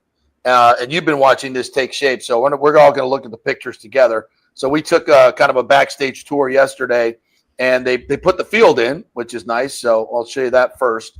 So what you're looking at is the new suites downstairs. And, so down below is where there's going to be, I think there's 4 suites down there, where in the club back inside, where that's the real big money people in. And right above that is the club, and then the suites back behind it. And those are, I believe Jerry told me, Jerry Cutts from your boss with the Osceola said those are $8 million each, and they all sold out. Do you know the numbers? And I'm trying to recall them that he told me. No, I don't. I don't recall. No, those are the $8 million suites, and then in the lower there'll be chairbacks down there, and then there's chairbacks right above it too. So the whole from 20 to 20 has been ripped out, and this is all now premium seating. Yeah. And from what Jerry was telling me, they're telling me there was $1,250 tickets. I think that's the lower level. And then up the next one's up, or I think $600 a ticket, plus your donation to the, I mean, all that. I mean, the revenue that's going to come from this is insane, but also the prices are insane. I mean, have you get a sense from, and I think he told me that back in maybe the 90s or maybe even the early aughts, that about 50 or 70% of the ticket buyers were from Tallahassee. And now it's 30%. Yeah. So this has become a weekend activity. Listen, the changes look great. I'm sure there's a rhyme and reason they've done them. But to your point, with the prices they put on these tickets, they better win or they're not going to sell. They better win some ball games, or those seats will be empty. Listen, I'm for whatever. Listen, I don't do the studies, I don't do the research, but the stat that you just said, the core of Florida State's fan base is from Tallahassee. Yeah, and always has been. And Tallahassee is a blue collar town. I hope Florida State has enough success that they can put all the butts in the seats that they want. But if they can't, the people that have supported this program for a long time have been priced out of the market. That's my only concern. And listen, and more people are watching it on television, and they needed to shrink the footprint of that stadium. There's no you don't get 80,000 people to Tallahassee on a regular basis, just because of it's not close to anywhere, right? I mean, you're 3 hours from Pensacola, you're 4 hours from Tampa. So anyway, but yeah, I'm looking forward to seeing what it looks like in person in August. Now here's a little panning of the whole stadium. By the way, the end zone, the Champions Club in the end zone is also being redone. Yep. And there's so those are all premium seats over there that they're redoing. So that's another level as well. Let me see what else. We also got a tour of the locker room. I don't know if this is totally new. I think it's new in the last couple of years. Here's a little peek. This is they have all the All-Americans, Heisman Trophy winners. Check out these lockers. There's Von Sellers, T-Buck, and then these lockers are unbelievable. Do you have this when you played? Our lockers at Sanford were not even enclosed. They were wood with pegs on them. And there were about 150 of us slammed into a room built for 75. Yeah. Totally. Even the old FSU lockers were. That's nothing like the old FSU locker room, and that was nice at the time. So it's amazing what they do, and I'm assuming that they are. Here's what they didn't do last year, so they put it up on the wall just to remind the players. They might want to put exclamation points after each one of those. Sorry, cheap shot. Had to do it though. Yeah, had to do it. Listen, I think I guess they're going to keep that as the game day locker room and still have a locker room in the football ops building for practice. Right. I guess that's what they're going to do. And I talked to a recruit on Sunday who got a chance to go into the football ops building and a high school coach who was here with another kid, and they were both raving about it, and I can't wait to see what that thing looks like. Yeah, I didn't put it on here. I put it on my social media just overlooking what it looks like right now, and it's still under construction. They said it's going to be ready in September, and most half of it's already done, but they got another half to do. But it looks amazing, and with the indoor facility behind it. And Pat, we have to say this: as much as we bitch about Jimbo, he wasn't wrong. He wasn't wrong. All the things that he wanted. And the way he went about it was maybe not the best way to go about it, but he wasn't wrong. If you want to compete with the big boys, this is what you got to build. This is what college football is.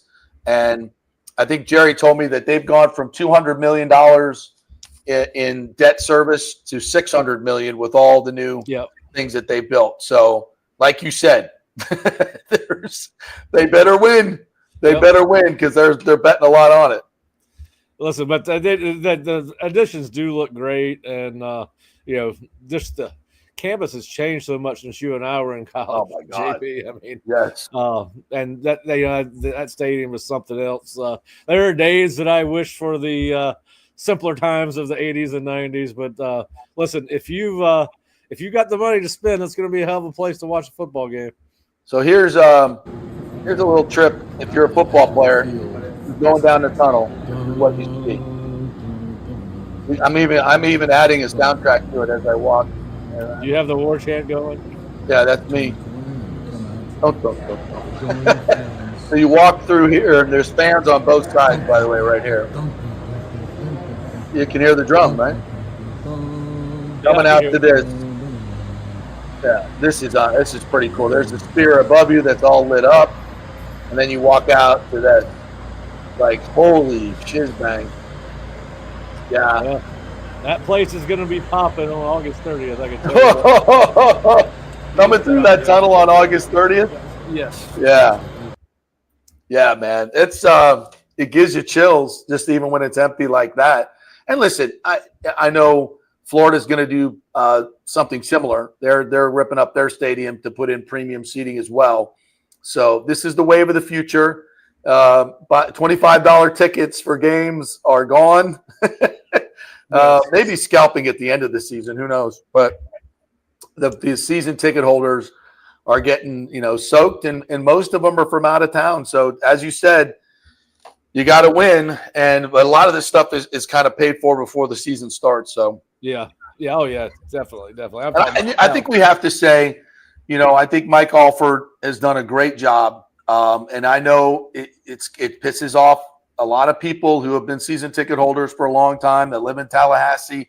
I know a lot of them that got their seats displaced and couldn't afford these new tickets. That it just is what it is. It's kind of the cost of doing business in college football right now.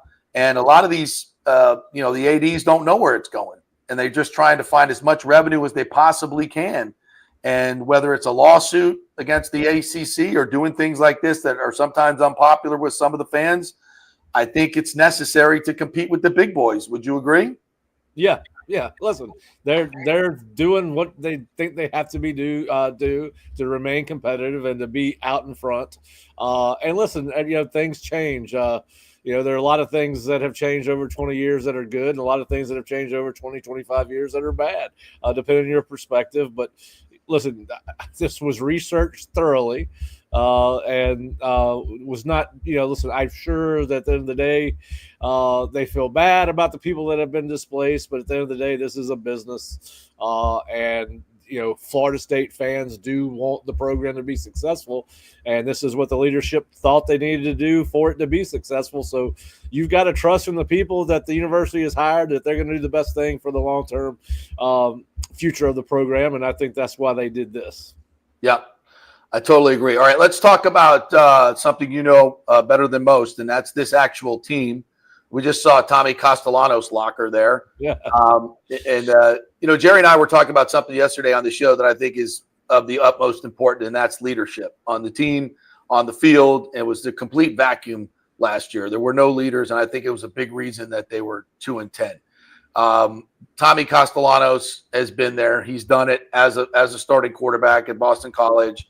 He knows what leadership is about, and I think from what I've heard, he's doing a great job in that regard. What have you heard about Castellanos? Yeah, I mean, I've heard, I think that's been the standard message that, and listen, you got to be careful because most of this is coming from inside the building. And, I know that Mike came out a couple weeks ago and said he was going to be one of the best quarterbacks in college football, and people got all excited. And I said, well, go back and read what he said about DJU the year before. But yeah, listen, Castellanos is going to be one of the most electric offensive players in college football next year. Certainly based on what we've heard players say, he has been leading, and you would expect he's a fifth-year guy. This is his last year, limited success in college as a team player, had some individual success statistically. But yeah, everything you hear about Tommy is outstanding from a leadership standpoint. He certainly, in the one practice we got to see in the spring, showed leadership capabilities. And he's going to be one of the most electric players athletically, physically in college football. The question with Castellanos to me is which team does he shock the most? Does he shock his own team with these massive amount of turnovers that he's had over the course of his career, 31 in 2 years, or does he shock the opposition with these unbelievable plays that he's able to make, not only with his feet but off play action passing? And so I think he's got a chance to be a guy that can help Florida State get back to going in the direction it needs to go. But he's going to have some help. But yeah, everything you hear about Tommy Castellanos has been good. I remember doing a film evaluation of Tommy as a high school player when he got offered by Florida State, and I wanted to sign him as a slot receiver.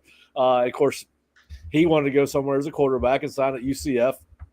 Ended up transferring to Boston College, and he's going to get to play quarterback at Florida State. So good on him for being patient and going to a place that afforded him the opportunity to play the position he wanted to play. But I can't, I'm kind of neutral on this.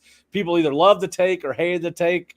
I think it could be a great take if they can get the turnovers out of him. It could be a horrible take if they can't, because then it's a bad season, and all the stuff that comes with another bad season is going to be filling the airways. But I cannot wait to see what this kid can do with this rebuilt offense. All right, and that starts with the offensive line. And again, you guys didn't get to watch practice, and they're going up against a defense that wasn't that good last year in practice. So what can we glean about this offensive line? The good news is there's new coaching. There's a lot of new guys, and it's not what we saw last year for the most part. Well, listen, I think what they had to do, what they did in the portal with the offensive line, you bring in 4 legit day one starters in Gunnar Hansen, Adrian Medley, Luke Pettibon, and Richie Leonard. Micah Pettis, and then you insert either Richie Leonard or Bryson Estes or one of the other guys as your fourth or your fifth starter, the other guard. You bring in Herb Hand, who is an excellent offensive line coach, who's got an excellent track record, not only on the field with his players and development, but also on the recruiting trail. We're already seeing the benefits of that. That's huge. And I've known Herb for a long time, so I'm probably a little bit biased. I think he's a good guy. I think he's a hell of a football coach. The people that I know in the world of college football all echo the same sentiment about Herb. So I think you get an upgrade as a coach, and clearly you're getting upgrades at each position outside of your one guard position, where either Richie Leonard, Andre Otto, Bryson Estes will compete. Because, JP, if the guy coming back, had he not transferred out, the guy that had the most reps for Florida State, TJ Ferguson, transferred out of the program post-spring, he only played 400 snaps. He would have been playing a very inexperienced offensive line behind a quarterback that doesn't have the greatest track record from turnovers if they had not hit what we think are home runs in the portal in the offensive line. And then you got some young players that are developing, the Jonathan Daniels, Andre Otto. So I think they are going to be better on the offensive line. I don't know if they could have been any worse, to be quite honest with you, but no. I like what they've done. You got some experience, and you got a new leader, and Coach Hand leading that group. And nothing against Alex Atkins, but I think they upgraded certainly at the offensive line with who they brought in, those 4 core guys that will make up the offensive line, all starters, multiple year starters, most of them, out of Hansen, Medley, Pettibon, and Pettis. And so I think they upgraded all around the offensive line, coaches, players. All right, so now we move on to receivers who couldn't catch a freaking cold last year, but they're different guys. You got Squirrel White from Tennessee, Deuce Robinson from USC, I believe. Yep. And some other guys. So we've revamped the entire wide receiver room, and that was needed as well. Well, yeah, and listen, I do think you're going to hear a lot about the fact that they didn't really care about Hakeem Williams leaving, or, obviously Jaylen Brown got in trouble and had to, was kind of vanished from the program. I think they were, and of course the JUCO guy they brought in, Jordan Scott, didn't even last through spring practice before he announced he was going in the portal. So they got caught off guard by that a little bit. They're going to spin it the way they're going to spin it. I don't think that. I think wide receiver is a very it's going to be interesting to see what happens at wide receiver. You brought in Gavin Blackwell from North Carolina, who had not had much success at North Carolina. He's going to be able to come in here and compete for a starting job. Listen, I talked to a former FSU player who was at practice. He's told me that Deuce Robinson is legit. I respect this guy's opinion. He was a good player. He's a good coach, coaches high school ball and has for a long time. I think he knows what he's looking at. But even Deuce does not have a long track record in college, right? So the only guy you've really got that's proven in that room is Squirrel Wright. And he has a chance to be an outstanding receiver. Now, I think the practice we saw, Elijah Moore looked pretty good. We've heard good things about Javon Boggs, who did not practice in the scrimmage that we were at, nor did Robinson, nor did White, nor did McCoy. So we didn't get to see a whole lot. But listen, if Deuce Robinson and Squirrel Wright can step up and play, Squirrel just be as productive as he was at Tennessee, Deuce live up to his billing, I think he got a chance to find that third guy. But I think they're very, very thin at wide receiver from a depth standpoint, certainly from a proven depth standpoint. So you're going to need somebody out of that group to step up and finally do what they were brought in to do. But I think the biggest hit on this entire team is depth. I think that could be an issue for them. But, yeah, wide receiver to me is a big, big question mark heading into this season. What about Jalen Lucas? We got a peek at him last year, and we there were high hopes for him. Yeah, he's in the running back room now, I think, but there was talk about him playing slot receiver. He's an explosive weapon, as a receiver running back. Will he get some touches, you think? Yeah, listen, I think with where they are in the running back room, particularly after taking Gavin Sawchuk from Oklahoma in the portal, I think that it almost necessitates that from where they are with the receivers. Listen, if you go back and look, and he didn't play very much last year. I think Jalen played in 3 or 4 games before he got hurt. He played 16 total snaps from scrimmage. 9 of those were at slot. 7 of those were at running back. I think that where he's going to be a gadget guy. If I had to bet, even though everyone that covers the program, including us, lists him as a running back, I think he will play the majority of his snaps at slot receiver. Because, listen, you've got a crowded running back room now with Sawchuk, Williams, Cam Davis, Holmes, Singleton, and now Crowma comes into the picture. Yeah. So I think Jalen Lucas is going to be a gadget guy. I think he is going to be your MacGyver, your Swiss Army knife, whatever you want to call him. I think they can line him up in the backfield if they want to. I think he'll take most of his snaps in the slot. You can even line him up at Wildcat. But, listen, I was certainly a fan of his going into last year.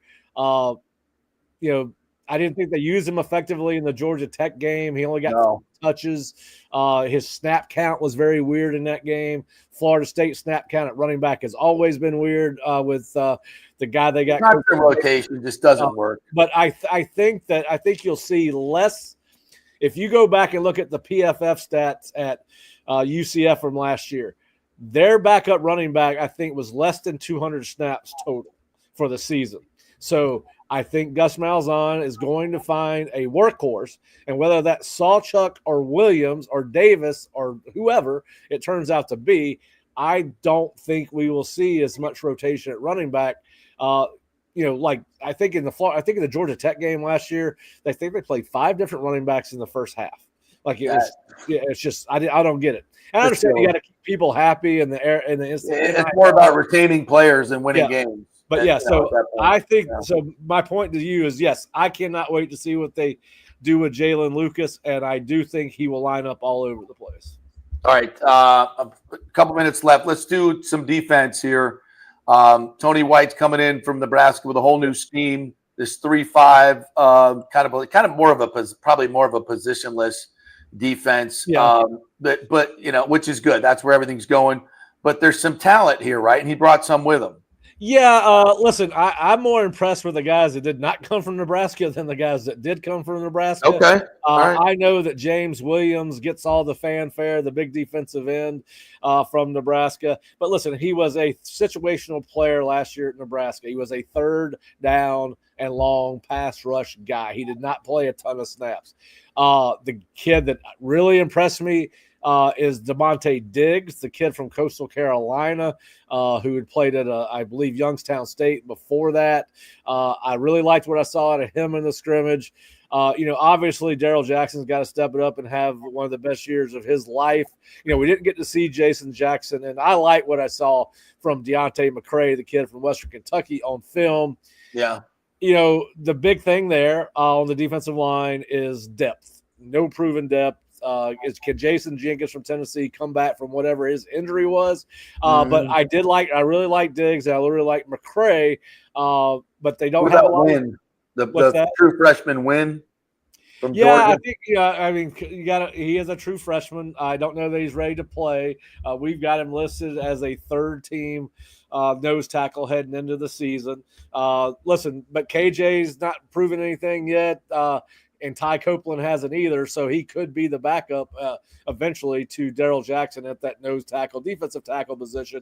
And listen, they're going to play some four-man front on this thing. So everybody hears the 3-3-5, and this is a poor man's Joe Lee Dunn defense. They're going to move people around. Right. They're going to show people safeties at the second level and back them out. They're going to show linebackers. They're going to walk them up to the in the box and up to the line of scrimmage, and they're going to bail. They're going to bring two people, send two people back. It's going to be a lot of eye candy defensively for Florida State. I like that. Now, I really like the Herring take from Memphis via Tennessee. He was a leading tackler at Tennessee 2 years ago. He made some really nice plays in the scrimmage we saw. So I think you're going to be better at linebacker. I really like where Omar Graham is going with his career. He is, towards the end of last year, just got better and better and had a really good spring based on what we saw and what we heard. Again, I think that Blake Nicholson will end up being the starter in a true three linebacker set. Stephen Thompson, they brought him from Nebraska, but he was a backup last year at Nebraska. He was not a starter, has not started since he was at Syracuse with Tony White. But he is a guy that can help these other kids learn the intricacies of his system. But again, who's going to be behind him? Now, listen, the one kid I am fired, I should have mentioned him. We got him listed as a jack, which is the pass rush specialist, is Amari Williams. We can't forget about Amari. Right.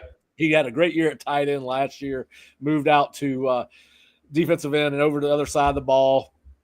They say they're going to play him at tight end. I don't think they can afford to with where they are on the defensive line depth. I think he's going to have to be a guy that plays a significant amount of defensive reps for Florida State. And then the secondary, I think the biggest question you had there was corner, and they addressed it by going out and getting Jeremiah Wilson from Houston. Listen, I think they would have liked to have gotten a safety. They didn't. I think they wanted somebody to come in and compete with Shaheem. They could not do that. Shaheem has not been a very solid tackler. The things they're saying about Earl Little, who looks like he's going to be the rover, which is probably the most important player in that defense. He had a great spring. We'll see what happens at the other cornerback spot. I think it's going to be Quindarius Jones. There are a lot of people think it's going to be Rawls or Lester. Then I think Edwin Joseph's got a chance to be a really, really good player if he just matures and grows into the system. So, listen, I think I'm worried about depth throughout the any position group you talk about. I'm worried about depth. Whether it's quarterback on down, you got question marks everywhere. And then, listen, the schedule sets up good for them. At worst, they should be 2-1 out of the first 3 weeks and have, you've got Alabama, East Texas A&M, Kent State, and then Virginia in the month of September. Worst case scenario should be 3-1 coming out of that. And then it's about what you do with those other 8 games, and you got to win 3 of those 8. And, I think when we look at the schedule, I think we get too caught up in brand because I've had too many people say Florida State's going to go 10-2 this year, and they just look at brands. You got to remember you've got a chance now to rebuild your team every year, and the one thing that we hate about college football, a lot of us, is the portal. But it's the one thing that's given Florida State a chance to get out of this hole it's mired in. But it also means you don't know. You can't look at the decal on Virginia's helmet and say, oh, Florida State's better than them because we have the arrow and they have the swords, and the arrow has always been better than the swords. Well, they brought in a transfer quarterback as well this offseason. what if they got it right and Florida State got it wrong? So it's too much volatility. I think, what is it, 47 new players for FSU this year on the roster? Yeah. 47? Yeah, it's the volatility in the roster is going to give you the volatility from year to year. You don't know.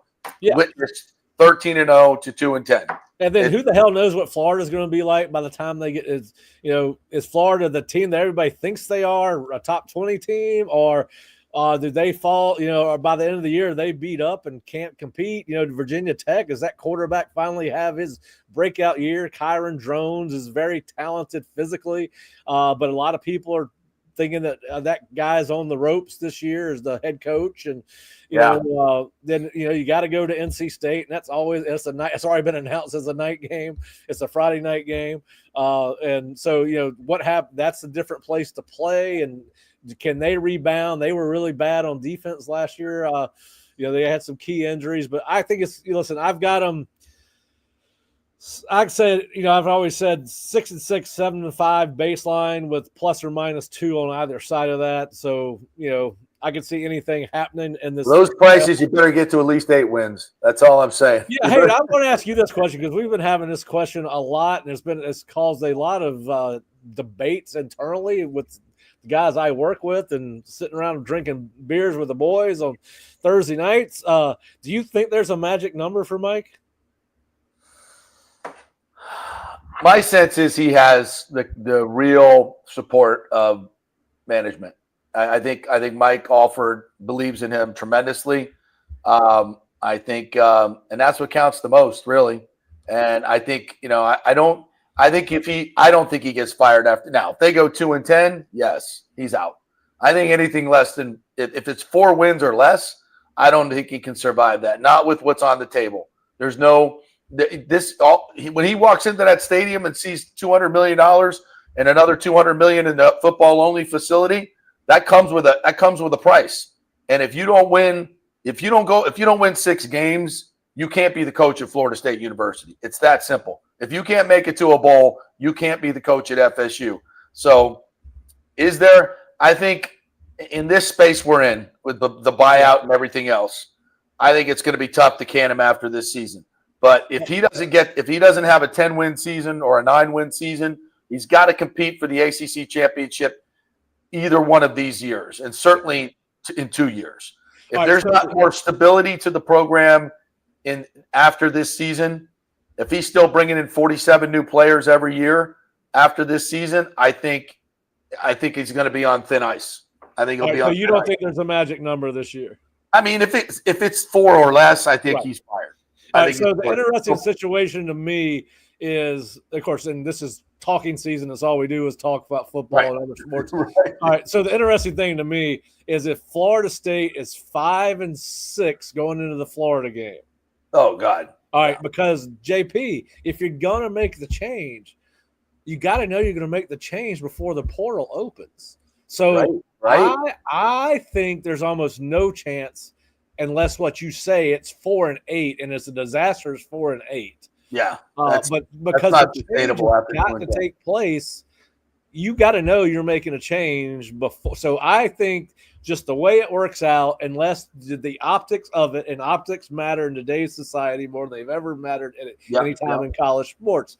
So I agree with what as the more we have these conversations, the more I have them with people that obviously I value their opinions. You and Jerry and I have had this conversation a ton. I do think that he is going to get the benefit of the doubt if it's anywhere close, right? Because of the timing of when you would have to make a change. Yeah. Well, the buyout certainly, the finances work on his side. There's no doubt about that. Right, so, absolutely. Yeah, and listen, that's all we're going to talk about between now and December. Yeah, it's a great conversation. Yeah. It's a fair conversation to have. By the way, we are a Tampa show. I don't know if you saw this, but South Florida has announced his 2025 Hall of Fame club. Yeah, we talked about that yesterday. And so Jim Levitt is in. I want to congratulate Kawika Mitchell, one of the best linebackers that's ever played probably any university in the state of Florida, and had a great career with the Giants. And of course, I agree. Then of course, my former boss Jim Levitt was. I didn't see that one coming, but listen, he deserves it. I mean, he did go and took that program from scratch, and trailers outside the locker room. I mean, the trailers for locker rooms, for coaches' offices, and he deserves that. I know it was a weird ending, but congratulations to Coach Levitt if you're listening. Hope you're enjoying Tampa. But yeah, man, crazy. Yeah, absolutely. He long overdue. Long overdue. The healing has happened, and it's long overdue. So good to have it. All right, Pat, tell everybody how they can get your content at the Osceola. Yeah, go to theosceola.com or floridastate.rivals.com. We've got a ton of information on the official visits that Florida State had this weekend for football. Official visit season is here. They had 6 kids in there. Had a kid from Tampa Berkeley Prep, Johnny Jones Jr., whose father played at South Florida, as a matter of fact, and I talked to senior on Sunday. But we've got all their post-visit comments at theosceola.com or Florida State. Check that out tonight. All right. Yeah. Thank you, Pat. Appreciate it. Hey, we'll see you at lunch, 12:15, Matzo. Okay, sounds good. All right, see you there. Thank you, Pat Burnham. Anybody else who wants to join us? It's on Pat. I'll be there. Mike, you still there? Yeah. I can't hear you, Timmy. Can't hear me now? I don't know what's happening. It's your internet. All right, we got to take a break. I know that. So if you can hear me, hit the break button. We'll be back, and I want to get some of these final comments in here when we return. Quick break. Hey, JP here for my concierge medical professional, Chris Lugo, PA. You've heard him on the show for a couple of years where he shares invaluable medical, nutritional, and supplement advice. With Chris, it's like having a medical provider as your best friend. What I love about this concierge service is the convenience and support he offers. I can text or call him 24/7 with any questions or concerns, and he'll promptly call in a prescription if needed. No office visits or copays required. It gives me peace of mind knowing I have someone genuinely invested in my health, not just focused on insurance profits. And the best part, the Bay Area Modern Medical Center's personal concierge service is more affordable than you might think. Don't let insurance companies dictate your health care. Take control of your health and wellness today. Visit BAMMC.com for more information and to schedule your initial free consultation. Empower yourself and take charge of your personal health with BAMMC.com. JP here for the Gold and Diamond Source. You know, we told you about the amazing Diamond Savings Account where your diamond never loses its value. Well, now, through the end of May, the Gold and Diamond Source will double your trade-in value up to $2,500. Just bring in your jewelry to trade and your $2,500 piece turns into $5,000. It's time to upgrade that ring, earrings, whatever. We have gemologists on site to make the deal. Double your trade value up to $2,500. Gets you $5,000 to spend. So go through your jewelry box and get that stuff you never wear and get something new and stylish that you're going to love. Great experience, and we will double your trade-in now till the end of May. We can finance you as well. No interest for 5 years. Only at the Gold and Diamond Source, 3800 Ulmerton Road. Always online at goldanddiamond.com. JP here for the Jeeves Law Group and my man Scott Jeeves, who lives right here and has long been a highly respected member of our community. He's a proud sponsor of the Tampa Riverwalk. Jeeves Law Group is also a proud sponsor of our Grand Central District in St. Pete and has neighborhood events throughout the year. He has an office on Central Avenue in St. Pete and one on South Howard in Tampa. You can't get more local than that. So when you need an attorney, are you going to hire some huge firm that advertises all over the state or the one that supports your favorite sports show? It's the Jeeves Law Group. We're local, we're trusted, and we get results. For personal injury and personal attention, call us for a free case evaluation. That's 8889-JEEVES. That's 8889-JEEVES. Hey, Tampa Bay, it's time to get your AC unit ready for summer. And here at Third Generation Plumbing and Mechanical, we recommend getting ahead of the game, keeping your family cool before the hot summer months with one of our maintenance agreements in the hopes of avoiding the dreaded emergency service call. Our maintenance agreements include, we'll test the electrical components, check and tighten high and low voltage wire connections, we'll We'll check the refrigerant for manufacturer's performance levels, test thermostats, calibrate if needed, clean the evaporator coil and condenser coil, and clear and treat the drain line and drain pans. Just call us at 813-961-8024 for the special rates, and a human will actually answer. 813-961-8024 or go to thirdgenerationplumbing.com. Let's go. Right now, back to the show on FanStream Sports. All right, welcome back to the JP Peterson Show. Hopefully you guys can hear me. Brought to you by the great folks at the Gold and Diamond Source. Tim looks frozen, but something's weird happening on this show today. I don't know. Can you hear me or no? There you are. I can see you. Can you hear me? I can hear you. Everybody can hear you just fine. Yeah, I can't hear you. I cannot hear you. It's all on your side. Unfortunately. All right, let me go out and come back in. Let me do my golden. It's all on JP's side, guys. I promise you. I'm going to put that up on the screen. It's JP's fault. It's JP's fault. Where are you? Can you hear us now? Yeah, it's something weird going on with the StreamYard technology today. We love you, StreamYard, most days, but are you on your phone? Yeah, I'm on my phone. Yes, but I also have my. Probably part of the problem. You don't have a laptop with you? I do, but the laptop camera sucks. Oh. So that's why. But anyway, I want to remind you about the Golden Diamond Source. It's a great summer to head on over there to the Golden Diamond Source. It's June. The birthstones are pearl, alexandrite, and moonstone. You need a moonstone in your collection is what you need. Each gemstone carries its own unique significance and style, making them perfect for the summer occasions. It's the 30th anniversary, of course, at the Golden Diamond Source. So get over there, enjoy their 0% financing for 5 years. That means you buy a ring for $5,000. You pay $83 a month. Isn't she worth that? You're damn right she is.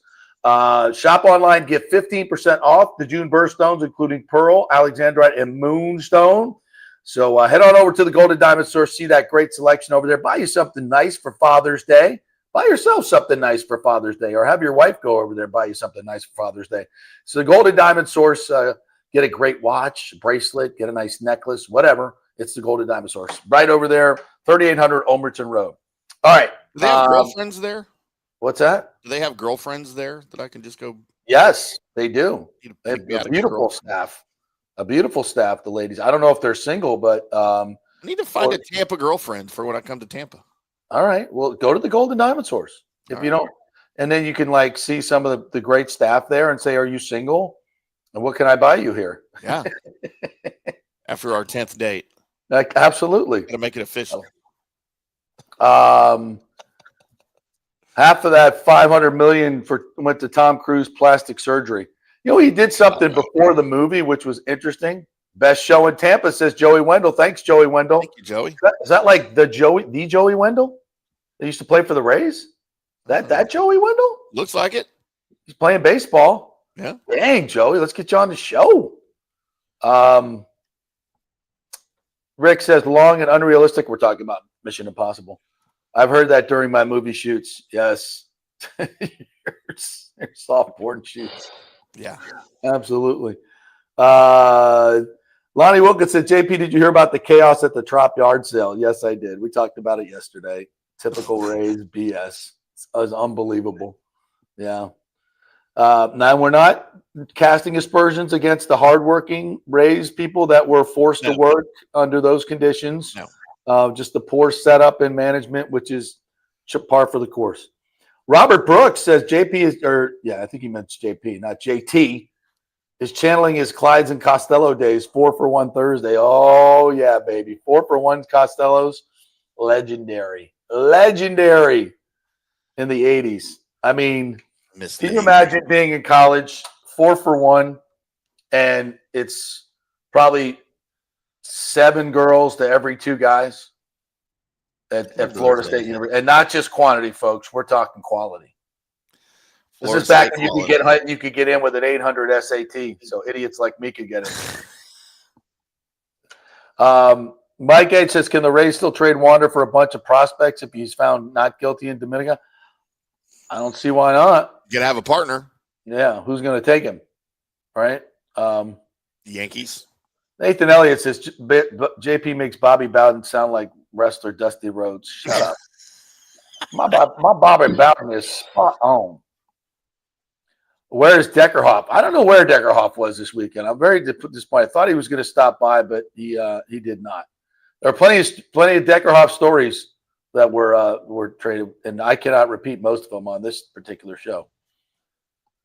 Trade Trey Palmer to Steelers for future draft pick. That sounds good, Johnny. Let's do that. Mike says 2 and 12. 2 and 12.